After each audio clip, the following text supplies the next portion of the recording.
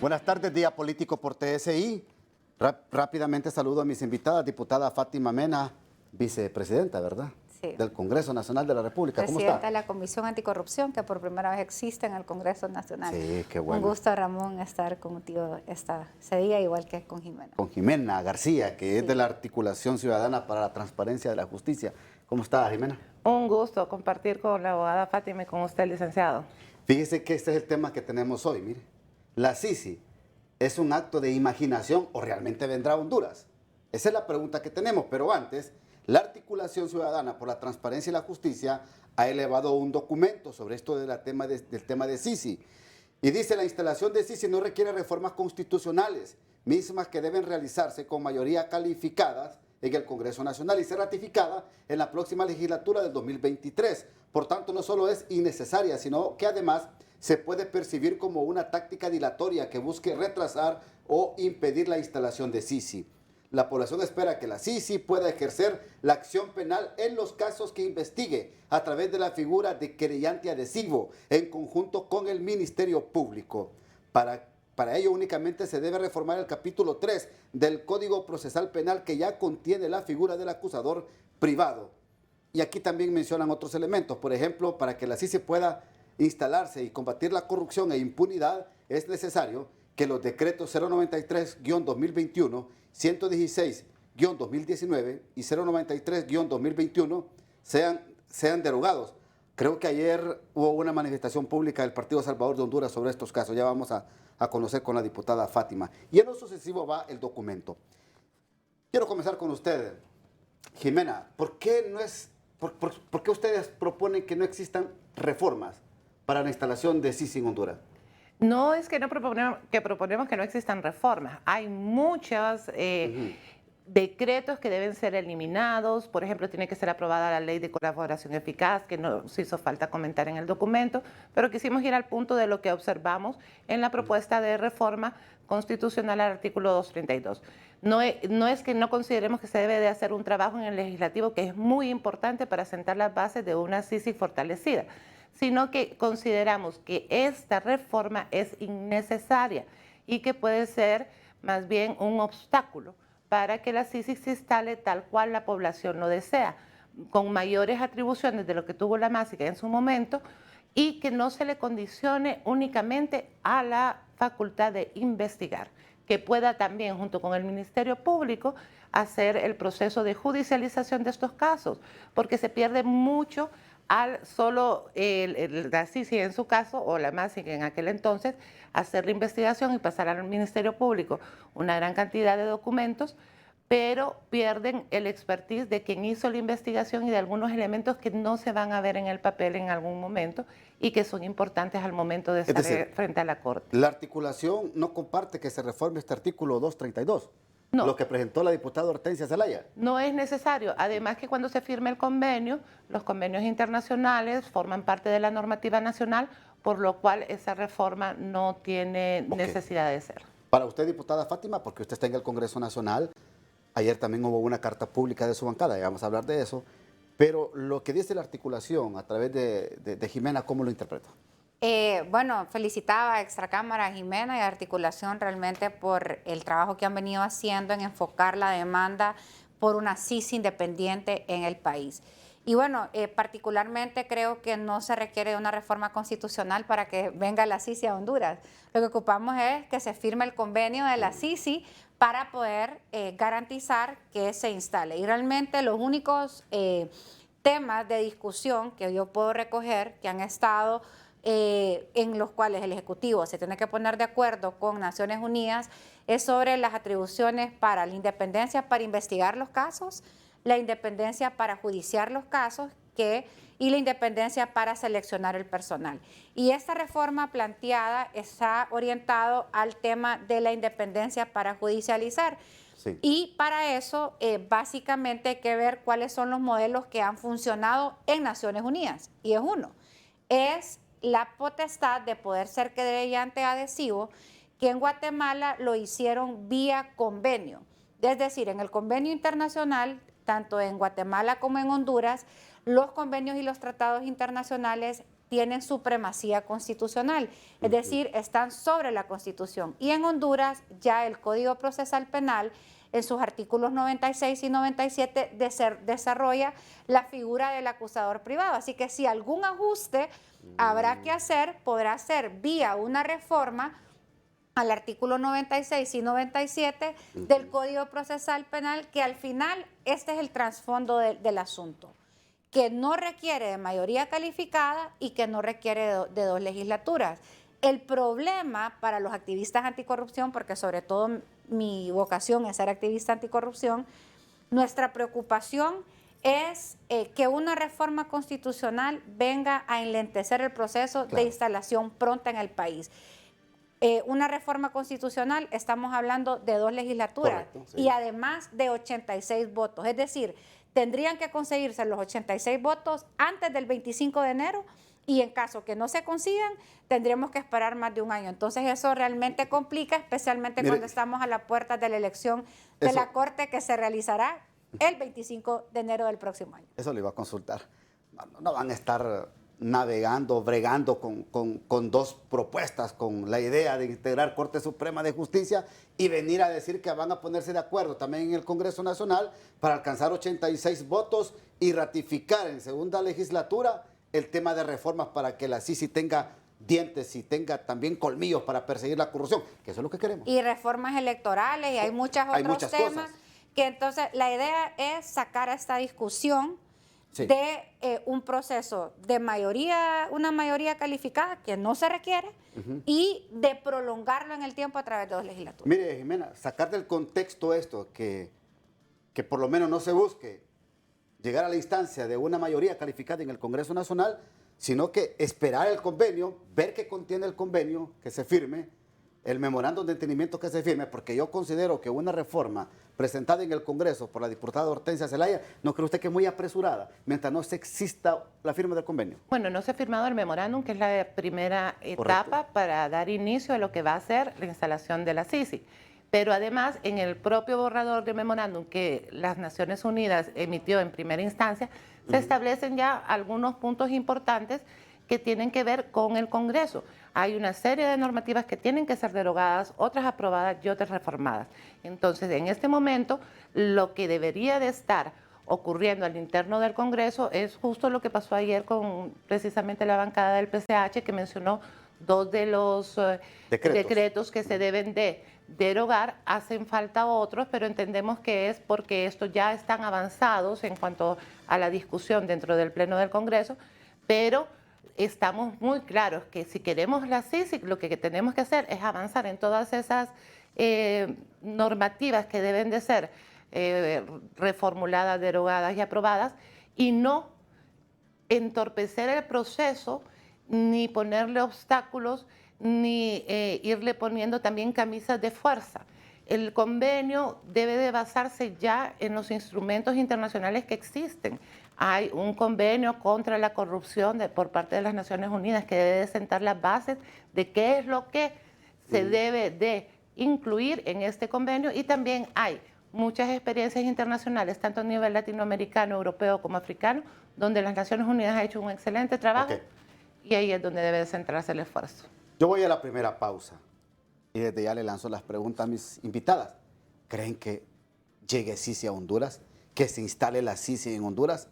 ¿Están seguras tanto la articulación ciudadana como los diputados de oposición en el Congreso Nacional de que realmente vendrá y se instalará la CICI? Después de la pausa nos contestan. Por los vientos que soplan en el país, ¿usted cree que se instale CICI? Yo creo que sí. Yo creo que si hay una de las principales promesas que tiene el actual gobierno, que tiene a los y las hondureñas encima de su cumplimiento, es el tema de la instalación de una CICI. Hace un año CESPAD reflejaba que una enorme desconfianza por parte del pueblo hondureño en las instituciones, pero que solo había una cosa que generaba esperanza, y era la CICI. Y la instalación de una CICI podemos ver todavía, hace como 2 semanas salió al frente pidiendo la CICI el COEP. A mí particularmente me sorprendió porque el COEP en algún momento habían cuestionado este tipo de mecanismos y ellos hoy tienen una posición de que están de acuerdo que venga un mecanismo internacional al país. Cada vez miro que hay más sectores, más partes de la ciudadanía que están demandando, así que yo sí creo de que es una promesa de campaña que deberán de cumplir, y además creo que existe el ambiente de presión social suficiente para que se cumpla. Lo que creo que hoy tenemos que hacer es asegurar que ese mecanismo sea el mecanismo que se prometió, que es un mecanismo independiente para poder desarticular las estructuras criminales, que como bien lo dicen los mismos funcionarios de gobierno, las estructuras criminales en el país siguen intactas. Y la única forma de hacer ese desmontaje es a través de una CICI independiente. Jimena, ¿con qué condiciones cree usted que ONU instalará CICI en Honduras? Bueno, sabemos que las Naciones Unidas es un ente que tiene mucha experiencia y no se va a prestar a juegos ni de politiqueros, o sea, haciéndoles la salvedad entre un político y un politiquero, ¿verdad? Ni de manipulaciones de ningún tipo. Entonces, para que se instale la CICI, tiene que tener esas condiciones que ellos mismos expresaron ya en el memo de entendimiento. Quiero añadir a la primera pregunta. La CICI, más que una promesa de campaña, es una conquista ciudadana. Fuimos miles de hondureños que estuvimos en las calles en el 2015 y que si de ser requerido nos toca volver a salir, saldremos. Entonces, si bien es cierto, confiamos en que el Ejecutivo y el Legislativo cumplirán con su parte, en este marco de las condiciones, esperamos que sean las que, por ejemplo, se utilizaron en su momento para la CICIG en Guatemala, con algunos elementos que se recogen de las lecciones aprendidas, como por ejemplo la protección que se les debe dar a los fiscales una vez que se desarticule el mecanismo, para que no queden ellos en indefensión ante todos los casos. Javier. Correcto. Lo que pasó con la UFERCO, que quedaron en completa indefensión. En la región tenemos una ventaja, que tenemos la experiencia de dos mecanismos que funcionaron. Obviamente hay lecciones aprendidas, hay oportunidades de mejora, pero CICIG en Guatemala realmente hizo un trabajo extraordinario. Hizo lo que Maxi aquí no pudo, llevar y desarticular toda una red de corrupción que llevó al expresidente Otto Pérez Molina a la cárcel. Sin embargo, CICIG en Guatemala estuvo más de 8 años. En Honduras no permitieron que la Maxi se renovara. Y es más, el Congreso Nacional fue un congreso que generó herramientas de impunidad. Mientras la Maxi avanzaba con la UFERCO, el Congreso Nacional pasado generaba las herramientas de blindaje, que justamente son esas las que hoy estamos nosotros desmontando y pidiendo su derogación. Entonces, creo que es importante señalar ¿Qué son estos decretos? Son más. De hecho, la Comisión Anticorrupción hizo un diagnóstico a donde se encuentran 10 pactos de impunidad. Son 10 leyes que tienen pues clara línea de obstaculizar la justicia en Honduras. Una de ellas era la ley de secretos, que ya fue derogada, el 116-2019, que es el fondo departamental, que ahí desafortunadamente hay que resolver una situación que establecieron en una ley que se requería una mayoría calificada para derogarse. Es decir, el texto de la norma dice que para derogar eso se ocupan 116, aunque según algunos constitucionalistas, solo la Constitución nos puede decir que se necesitan mayorías calificadas. No puede una ley ordinaria o una ley de carácter general venir a estar sobre lo que ya establece la Constitución. Pero esa será objeto de otro debate. Yo quiero que póngame producción la carta del Partido Salvador de Honduras, por favor. Porque es lo que se está refiriendo la diputada Fátima. Esa es la carta. Vayamos viendo párrafo por párrafo. Ahí están los decretos. 057. Y el 93. Y el 57, quiero decir ahora, dígame, que los tres decretos... Permítame, Fátima. Solo quiero que me le diga al auditorio, por favor, así rápidamente, estos dos decretos, por qué son necesarios derogarlos y en qué alimenta la impunidad en Honduras. La derogación de esos 3 decretos, de hecho, fueron presentados por el presidente Redondo. Estos fueron los principales obstáculos identificados por la Maxi y por la UFERCO en la desarticular las estructuras criminales. El 57 es una interpretación al Código Procesal Penal que limita la potestad de poder secuestrar documentos. Le voy a contar la anécdota de esa reforma. Cuentan los exfuncionarios Maxi que ellos cayeron en casa presidencial en el gobierno pasado, cuando estaba Juan Orlando Hernández, a secuestrar documentos. Y pues realmente no podían, no les querían dar la información. El día siguiente en el Congreso Nacional aprobaron el decreto 57-2020 que interpreta una atribución que tenían los fiscales para secuestrar documentos. Esa es la historia no contada, que hoy se está contando, de por qué los corruptos del pasado crearon ese pacto de impunidad. Y el 93-2021 es el famoso pacto de impunidad de la Semana Morazánica del año pasado. Recuerden que en medio de un feriado había un partido de fútbol de la selección y de repente el Congreso Nacional convoca a una reunión un viernes cuando nunca se sesionan los viernes. ¿Cuál es lo que está detrás de esto?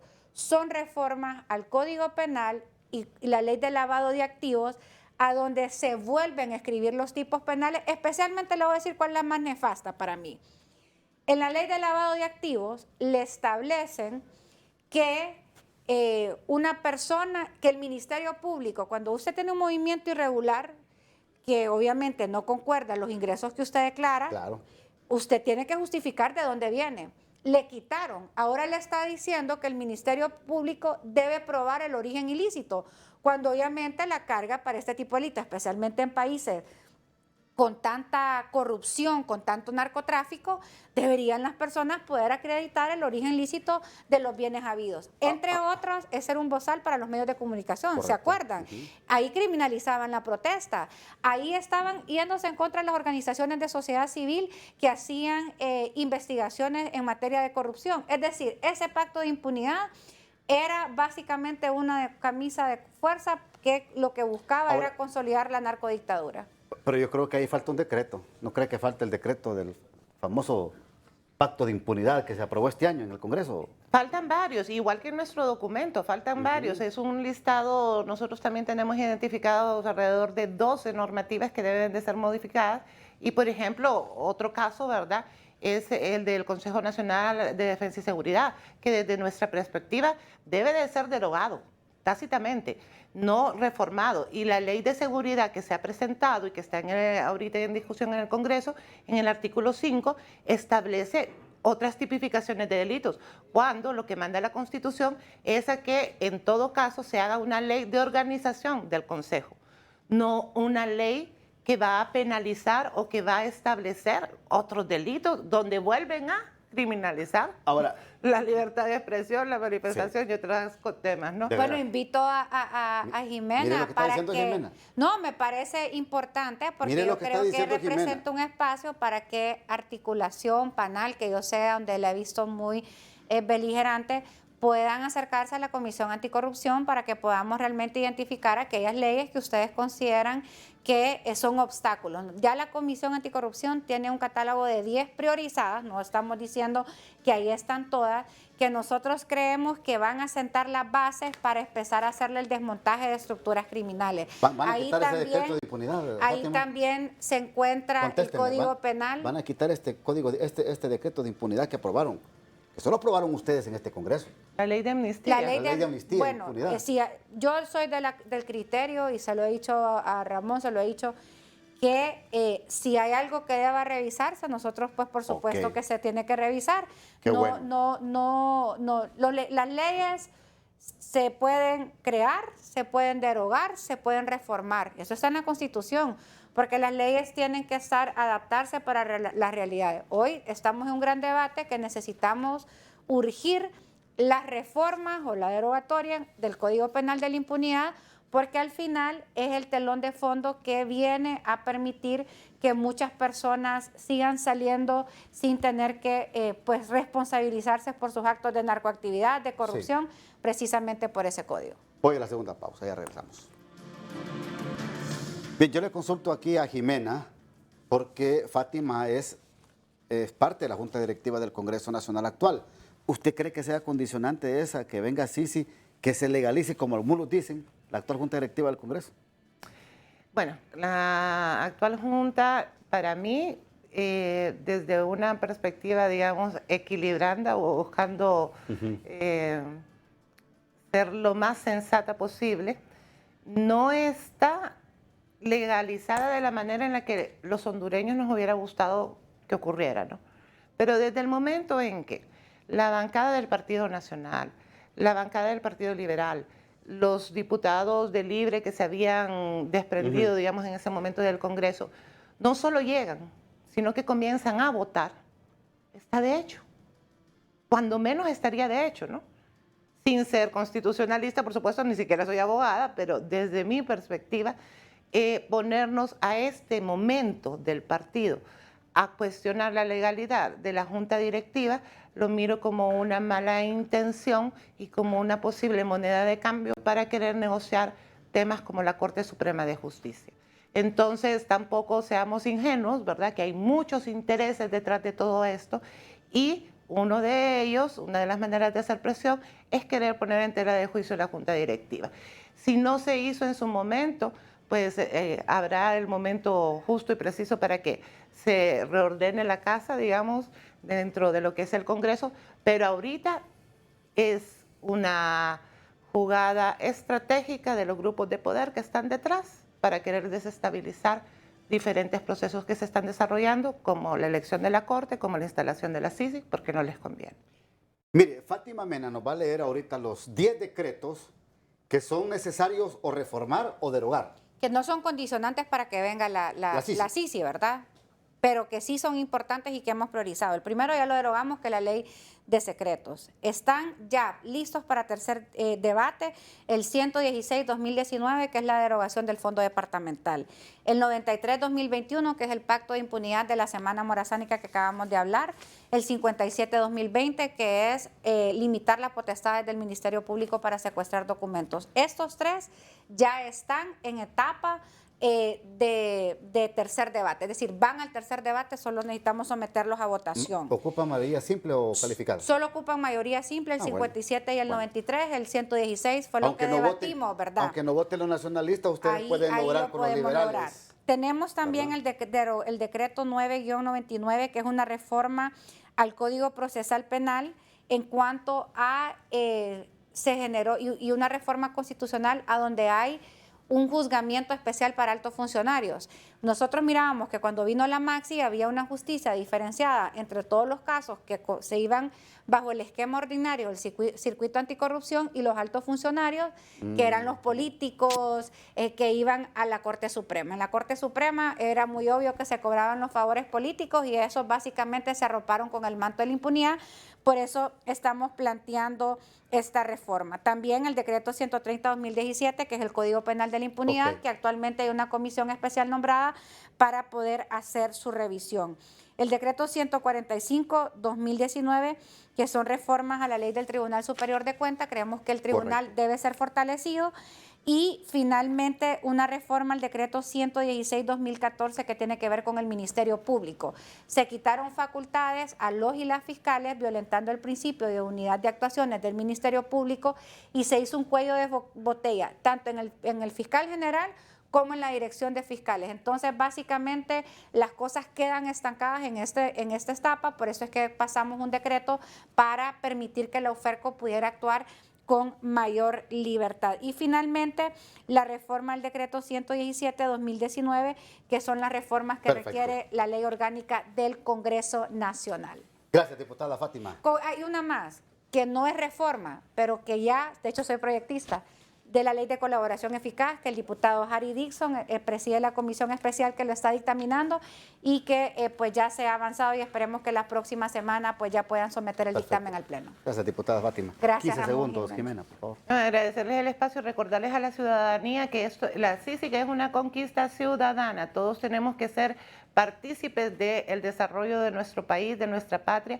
y hacer la incidencia dentro de los espacios que estamos siempre en el marco del respeto y de la colaboración a las autoridades, a las instancias correspondientes según el caso. Gracias, muy amables. Muchas gracias. Hasta aquí el programa de hoy. Que pase usted una feliz noche. Bien.